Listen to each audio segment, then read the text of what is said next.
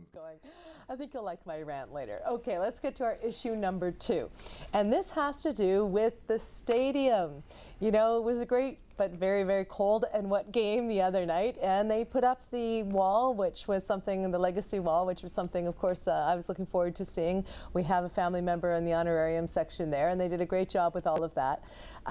They won. Great game, and now of course we have the opportunity to be in the Eastern Finals, and there's a game in a couple of weeks. However, so let's first look at the tweet that the Ticats put out. I thought it was a good tweet that the road to the final is coming through Hamilton. That's great. Nice shot of the field there, Tim Hortons Field, which if you haven't been, amazing views of the game. But it's still not ready. So Loren, what's going on with all that? I don't have any answers. It's almost 4 months that it should have been perfect.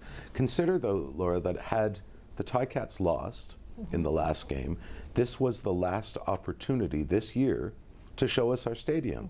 And from delay to the Labor Day game of finally getting there, there hasn't been a whole lot of progress. Finger pointing is useless at this point because it's not the Ticats, it's not their stadium. It's not City Hall, it's not their stadium. And Infrastructure Ontario is just this nebulous behind a cloud of provincial government nonsense. Right. So we can all point at that invisible entity. Who is then pointing at their own subcontractors or their own contractors, but right? Right. We're about to get in the weather whereby they can't work again.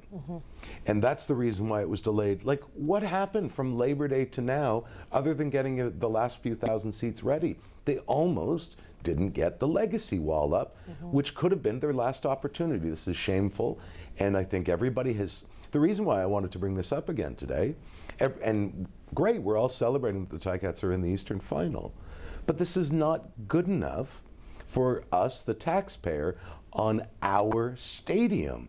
It's still not done. If you came upon the stadium heading east, walking toward, you saw all the construction equipment kind of under tarps hidden away. Well, not only that, but if you came on it as we did from that direction, we got a good parking spot, which was great in the rain, but we were at the same end as where our seats are, but on the other side of the stadium. So your expectation is that you can cross at the end of the stadium. We had to go all the way around the entire stadium to get there in the pouring rain, and we weren't the only ones who had to go up the stairs, across, behind, down, across that, back up.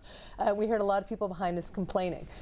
So it wasn't the best experience of the stadium for us. I mean, we'd been to another game earlier when it wasn't raining and it was beautiful views and all of that. But it is frustrating. We had PJ Mercanti on here a few weeks ago talking about how the kitchens aren't ready yet, and we've heard about with the Pan Am games. I mean, those are coming pretty fast, and there's needs for the stadium. So I think we should point fingers. I mean, this is, how can the provincial government get away unscathed with this? They made whatever decisions they made in the design and in hiring whoever they hired, the situations that have happened. I mean, delays happen in construction, but I always ask this, if this stadium were in Toronto, would this be happening? And I think that's a fair question, don't you think, that Hamilton has to ask? Wow, that's a hurtful question, Laura, when the answer is yes. When you are months late and then you finally get it done, why has nothing moved in the 4 months? Yeah, well, don't you think, though, if this was downtown Toronto, do you think that they wouldn't have moved, you know? But local media has been celebrating that we have a decent team this year and that we have a new stadium. And we as Hamiltonians have lowered expectations. Not good enough. I agree, and certainly I've done a lot of different shows, and here on the O Show we've talked about it. If we don't expect more from ourselves, then we're never going to get it. You know, the squeaky wheel gets the oil, and we tend to just settle with whatever we get. And I think that's a problem, and we've talked about it many times, Hamilton. We can ask for more. Okay, let's get to our next topic, and this one has been a source of frustration for many of you. We've been on an election track, obviously, since September.